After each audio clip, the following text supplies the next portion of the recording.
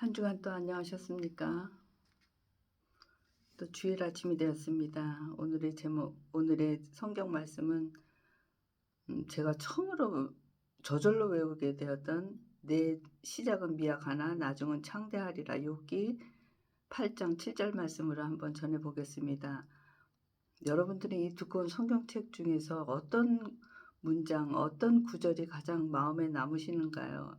어떤 구절을 가장 명확하게 기억에 담고 계시는가요? 저는 욥기 8장 7절 말씀 네 시작은 미약하나 나중은 창대하리라라는 말씀을 가장 뚜렷이 기억하고 있습니다. 왜냐하면 제가 8년 전에 여의도 순복음교회를 들어가는데 아주 참 색다른 세상이었습니다. 색다른 세상이었는데 그 올라가는 중앙 계단에 크게 진짜 눈 감아도 보일 수 있을 정도로 내 시작은 미약하나 나중은 창대하리라 그 말이 써 있는 거예요. 그래서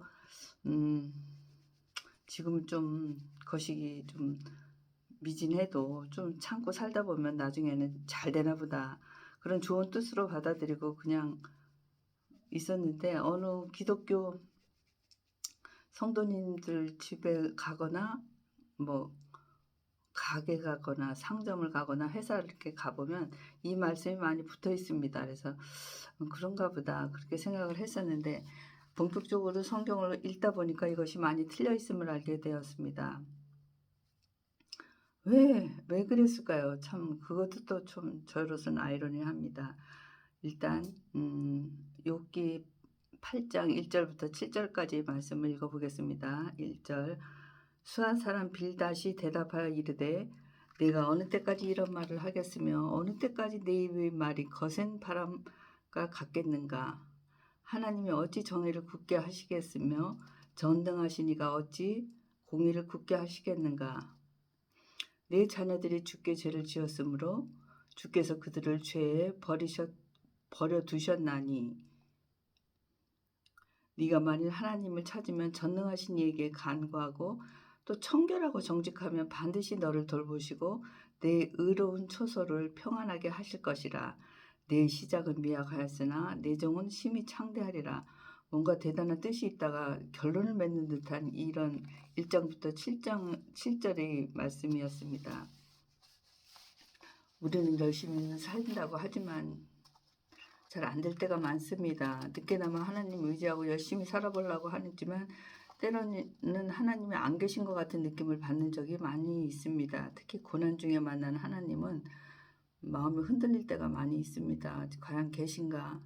그럴 때 과연 이런 고난이 나의 죄 문제일까 아니면 나의 인생에 얽히고 설킨 그런 문제들일까?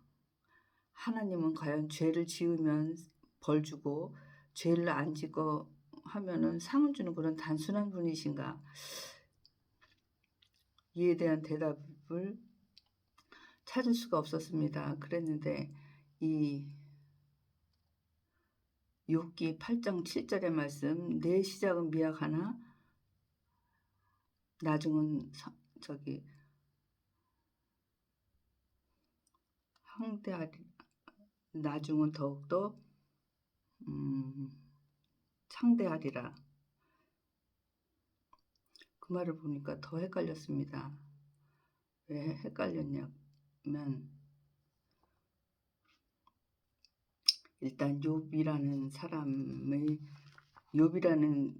책을 잘 모르시는 분을 위해서 욥이 좀 어렵기 때문에 건너뛰는 적이 많습니다. 그래서 처음 들어오시고 잘 모르시는 분을 위해서 간단하게 욥의 줄거리를 말씀드려 보겠습니다. 욥은 동방의 제일 가는 부자고 하나님께서 의인이라고 칭해 주신 아주 의로운 사람입니다. 그래서 그런데 하도 하나님이 칭찬을 하니까 사탄이 하나님이 주신 게 많으니까 그렇게 하는 거죠. 그런 거 다 뺏어봐요. 안 그러죠. 이렇게 말하는 겁니다. 그러니까 하나님께서 말씀하시기를 그래 알았다. 욥이 목숨만 생명은 건들지 말고 네 어디 마음대로 해봐라. 흔들리나. 그렇게 하나님께서 욥을 갖다가 시험을 할 수 있도록 사탄에게 허락을 한 것입니다. 참 처음 읽는 사람들은 뭐 판타지 소설도 아니고 아무튼 그렇습니다. 옛날에 구약의 사탄은 이렇게 하나님한테 꼼짝도 못하는 종의 종이었습니다. 그런데 신약에 와서는 뭐 이 사탄이 발전을 해갖고 예수님한테 대적을 하고 뭐 덤벼들죠. 그것도 힘이 자라나 봅니다. 그래서 그런 사탄이 드디어 욥한테 손을 대기 시작했습니다. 그러자 욥한테는 10명의 자녀가 있었습니다. 아들 7, 딸 3. 그랬는데 그 자녀가 모두 한날에 죽었습니다. 그리고 그 많던 재산이 하루아침에 다 날아가 버리고 욥은 자신의 몸뚱이에 또 너무나 거친 피부병이 들어서 너무너무 간지럽고, 그래서 성문 안에도 못 있고 성문 밖 잿더미 위에서 그것도 기와장을 깨서 기와장으로 몸을 긁고 있었습니다. 그러니 더 이상 그러고 있는 욥한테 부인이 다가가서 한다는 말이 차라리 하나님을 원망하고 죽으라 그럽니다. 그러니 더 이상 물러날 데가 없는 그런 욥의 상태인 사람에게 욥에게 세 명의 친구가 찾아와서 욥을 위로하겠다고 찾아옵니다. 이름은 뭐더라? 엘리바스, 빌닷, 소발 세 사람이 찾아왔습니다. 그래서 엘리사밭이 가장 연장자고 좀 점잖습니다. 그래서 처음으로 욥에게 충고를 합니다. 다 인과응보다. 우리나라 말 속담으로 얘기하면 아니 땐 굴뚝에 연기 나랴. 다 원인이 있으니까 그 결과로 되는 거지. 네가 죄를 졌으니까 벌을 받는 거야. 이 말을 위로라고 합니다. 그렇지만 이 말이 위로가 되겠습니까 지금? 그래도 좀 점잖은 편이었습니다. 그런데 그러자 욥이 항변을 합니다. 욥은 자신이 죄 없음을 항변합니다. 욥은 하나님은 선하신 분인데 왜 나에게 이런 고난이 왔는지 이 고난의 의미를 끊임없이 하나님께 질문을 합니다. 이제 두 번째 친구 빌닷이 등장을 합니다. 첫 번째 친구 엘리바스보다 더 강하게 욥을 정죄합니다. 네 자녀들이 죽게 된 것은 다 네 자녀들이 잘못한 거라서 그들을 죄에 버리셨나니 자신이 죄 때문에 죽은 거라 말합니다. 진짜 설사 그렇다 치더라도 어떻게 10명의 자녀를 모두 잃어서 혼비백산에 있는 친구에게 와서 이걸 위로라고 말하겠습니까? 이러면 안 되죠. 그러면서 한 걸음 더 나아가 넌 죄가 많으니까 일단 회개를 하라. 그러는 겁니다. 그러면서 네가 만약 하나님을 찾으면 전능하신 이에게 간구하고 또 청결하고 정직하면 반드시 너를 돌보시고 네 의로운 처소를 평안하게 하실 것이다 라고 빌닷은 주장을 합니다. 고난은 하나님의 징계와 심판이다. 너는 그러니 반드시 회개해야 한다. 그렇게 회개하면 하나님께서 더 큰 축복을 주실 것이다 라는 말 끝에 나온 것이 번역이 처음은 미약하나 나중은 창대하리라 해석이 되어서 지금까지 쓰여지고 있습니다. 이렇듯 욥의 친구들은 돌아가면서 위로한다 합시고 욥의 마음을 속을 차례대로 후벼 팝니다. 아주 욥이 자신이 죄를 짓지 않았는데 고난을 당한다고 하소연을 합니다. 그의 친구들은 아무도 그것을 믿지 않았습니다. 모두 욥이 죄를 지었기 때문에 고난을 당한다고 확신에 차서 욥을 그냥 더 정죄합니다. 특히 수아 사람 빌닷은 욥이 어느 뭐로 보나 정직하지 않았다는 것을 증명해 보이려고 애까지 씁니다. 왜냐하면 빌닷은 만약 욥이 정직한 사람이라면 그의 부귀영화가 계속되었을 것이며 그가 어려움에 빠졌을 때 하나님이 즉시 그를 어려움에서 건지시며 번영케 하게 만드셨을 거라고 확신하고 있었기 때문입니다. 빌닷과 욥을 위로하러 왔던 친구 엘리바스와 소발은 오히려 욥의 상처를 더욱 깊게만 하였습니다. 참 그들은 욥에게 절대 위로가 되지 못했었습니다. 여기서 제가 말씀드리고자 하는 것은 우리나라 말로 해석된 8장 본문 7절의 말씀, 지금은 미약하나 나중은 성대하리라. 그 말씀을 떼어놓고 본다면 이 말씀이야말로 하나님의 진리가 그 안에 내포되어 있고 정말 한눈에 쏙 들어오는 두 눈에 번쩍 뜨이는 그런 성경 구절입니다. 성경이 다른 어느 구절에서도 찾을 수 없는 말씀으로서 본문 7절의 말씀은 생각해 볼 때 이 말씀은 욥기의 모든 사건들이 증명하고 있는 진리의 말씀인 것입니다.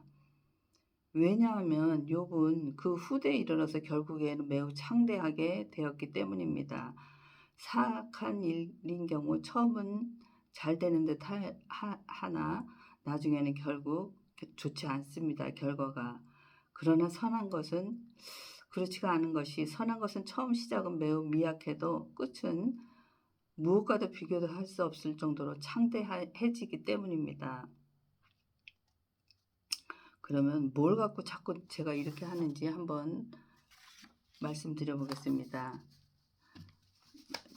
1장부터 8장 1절부터 7절까지 개역 개정을 한번 읽어보겠습니다. 개역 개정과 영어와 그 영어를 제가 해석한 것을 영어를 제가 해석한 것까지 해서 두 개를 비교해서 읽어보겠습니다. 빌닷이 말했습니다. 수아 사람이 대답하여 이르되, 그것을 저는 빌닷이 말했습니다. 그 다음에 성경에 네가 어느 때까지 이런 말을 하겠으며 어느 때까지 내 입의 말이 거센 바람과 같겠는가. 이 말을 저는 너 언제까지 아무런 죄가 지은 것이 없다고 말할 거니? 이렇게 해석을 했습니다. 3절에 하나님이 어찌 정의를 굳게 하시겠으며 전능하신 이가 어찌 공의를 굳게 하시겠는가. 전능하신 하나님이 정의롭지 못하시다는 거니? 3절은 제가 그렇게 해석했습니다. 4절을 내 자녀들이 주께 죄를 지었으므로 주께서 그들을 그 죄에 버려두셨나니. 4절 하나님은 네 자녀들이 죄값을 물리게 하신 거다. 5절 또 청결하고 정직하면 반드시 너를 돌보시고 내 의로운 만일 하나님을 찾으며 전능하신 이에게 간구하고를. 5절을 너는 왜 하나님께 돌아와 올바른 삶을 시작하지 않는 거니. 6절 청결하고 정직하면 반드시 너를 돌보시고 내 의로운 처소를 평안하게 하실 것이다. 그러면 하나님은 너를 명예의 자리로 회복시켜 주시고 구원을 해 주실 것이고, 이제 마지막 7절입니다. 내 시작은 미약하였으나 내 나중은 심히 창대하리라. 저는 영어 그대로 해석을 하면 너의 미래는 너의 과거보다는 훨씬 더 밝을 거야. 어떻게 해준다면 하나님은 너를 명예의 자리로 회복시켜 주시고 구원해 줄 거고 너의 미래는 너의 과거보다 훨씬 밝을 거야. 위 문장에 그대로 이어서 내려온 것인데 성경에 느닷없이 내 시작은 미약하나 내 나중은 심히 창대하리라라는 엄청난 하나님 말씀 같은 글귀를 올렸습니다. 이 말은 하나님 말씀과는 전혀 상관이 없는 빌닷이 자기 생각을 말한 것입니다. 회개하라는 말 끝에 한 것인데, 좀 실례지만 영어를 간단한 영어니까 써볼까요? 영어로 어떻게 써놓았냐면 Your future, 너의 장래는 will be brighter, 훨씬 더 밝아질 것이다. by far, 훨씬 than your past, 과거보다 훨씬. 너의 미래는 너의 과거보다 훨씬 밝을 거야. 이 말이 네 시작은 미약하였으나 네 나중은 심히 창대하리라로 바뀌었습니다. 저는 오늘 말씀을 전하면서 우리나라가 얼마나 미국으로 유학을 많이 갔는지, 오바마 대통령이 텔레비에 나와서 한국의 부모들의 교육열을 좀 배우라고 얼마나 열심히들 하냐고, 그렇게 진짜로 그 장면을 제가 봤습니다. 그렇게까지 얘기할 정도로 미국을 갖다 먹여 살릴 정도로 그렇게 갔습니다. 특히 신학계통은 신학교들은 한국 사람들이 다 그냥 세워가는 것처럼 얘기가 될 정도로 많이들 갔는데 그렇게 미국에서 학위를 따고 화려하게 돌아오셔서 우리나라 교회에서는 양적으로는 많은 팽창이 왔고 많아졌습니다. 그러나 이 영어 요거 하나 너무도 중요한 이 영어 하나를 갖다 제대로 고치지 못하고 계속해서 네 지금은 미약하나 앞으로는 창대할 것이다 라는 이렇게 뜬금없는 말로 껴있는 것을 바로잡지 않고 있는지 좀 의아하게 생각을 하면서 생각을 해본 적이 많이 있습니다. 욥기는 어떤 특정한 말보다는 고난을 이겨내고 있는 욥에 대해서 설명을 하고 있습니다. 고난을 통과하는 과정 중에 고난이라는 것은 용광로에 들어갈 쇠조각과 같다고 생각을 합니다. 용광로에 들어갈 때야 금이든 쇠붙이든 못이든 아무거나 다 녹는다고 생각을 하실 것입니다. 그 엄청난 불길을 어떻게 감당을 하겠습니까? 그러나 열기를 거쳤더니 순도 100%의 순금이 탄생했다는 거란 말이죠. 그것이 고난의 결과입니다. 용광로 속에서 쇠조각이 불순물 빼는 것이 연단이듯이 조금 더 얘기하면 고난이란 내 것이라고 생각했던 것들을 다 걷어가는 시간이란 말, 고난은 내가 나의 정체성으로 삼았던 것들을 다 깨뜨리는 시간입니다. 그게 내가 가지고 있는 것, 내가 붙이고 있던 타이틀, 내가 가지고 있던 이력, 그게 내가 아니라는 것입니다. 욥은 여태까지 동방의 가장 의로운 의인, 가장 부자, 가장 복이 많은 재산을 가지고 있는 사람이지만 교만하지 않고 항상 어려운 사람들을 돌보고 의롭다는 칭찬을 억수로 받았습니다. 그렇지만 그것조차도 그 한량없는 칭찬과 인정을 받았지만 그것 자체도 욥의 진짜 모습은 아니라는 것입니다. 겉모습이 다 허물어졌을 때 우리가 또한 생각하고 믿고 살았던 것들이 다 깨어졌어도 우리는 여전히 하나님을 신뢰할 수 있나? 왜 이런 병을 주셨을까? 왜 이렇게 내가 가지고 있는 것들을 다 걷어가십니까? 왜 내가 한가닥 희망을 걸었던 이것까지도 다 끌어놓으십니까? 항변을 해보지만 그걸 가지고 있어서는 우리는 결코 하나님 곁으로 다가갈 수가 없습니다. 그냥 내가 이러려니 하고 생각하는 하나님, 내가 만들어낸 내 마음속의 하나님, 내가 믿고 싶은 내 마음대로의 하나님, 그런 하나님은 용인하지 않으십니다. 그래서 사탄에게 내주고 한번 건드려 봐라. 그래 사람 목숨에는 손대지 말고 한번 건드려 봐라. 과연 믿음을 잃어버리나. 그래서 욥은 지금 약해질 대로 약해지고 있는 중입니다. 신앙의 길에 상처가 없는 상태로는 갈 수가 없는 길입니다. 우리가 가는 길을 그분만이 다 아시지 옆에 친구도 모릅니다. 왜 욥이 이런 일을 겪는지, 하나님이 욥을 얼마나 사랑하시기에 이런 고난을 주시는지는 알 수가 없습니다. 파킨슨병 확진을 받은 환우분들은 이미 용광로 속의 쇠조각의 과정으로는 들어온 사람들이므로 내가 택한 고난은 아니지만 고난 가운데 있을 때에는 하나님이 나를 사랑하신다는 걸 우리가 느껴지기를 하나님 원하십니다. 우리에게는 이 어렵고 혼자 실험하는 시간들이 필요합니다. 다른 사람으로부터 답을 얻는 것을 하나님은 좋아하지 않으십니다. 좀 늦더라도 힘들더라도 씨름하면서 속도는 빨라봐야 사고만 납니다. 그것도 대형 사고로. 속도는 별 중요치가 않습니다. 방향이 중요합니다. 방향만 맞다면 하나님은 언제까지고 기다려 주실 것입니다. 성경을 읽을 때 좋아하는 성경 구절이나를 취사 선택적으로 읽을 것이 아니라 특히 예수님을 특별히 예수 그리스도를 중심으로 성경이 왜곡되지 않고 성경을 바르게 읽고 바르게 해석함으로 하나님을 보다 넓고 깊게 알 수 있는 안목이 있으시기를 축원드립니다. 복이 근원이신 하나님 능력이 미치지 않는 것이 어디인가. 이성적인 잣대로 하나님의 뜻과 역사를 내 생각대로 경험으로 말씀을 이해하려 한다면 분명 걸려 넘어집니다. 그렇다면 나중을 창대케 하는 방법이 무엇인가? 우리가 미약함에서 벗어나도록 하나님의 은혜가 임하기를 항상 감사함으로 기도하고 우리 영혼을 말씀으로 채워 그리스도의 명령을 준행할 때 우리의 나중은 창대케 될 것이라 믿습니다. 감사합니다. 기도하겠습니다. 하나님 아버지 감사합니다. 하나님이 우리를 우리의 소원대로 놓아두지 아니하시고 하나님의 크신 뜻으로 인도하여 주심에 감사를 드립니다.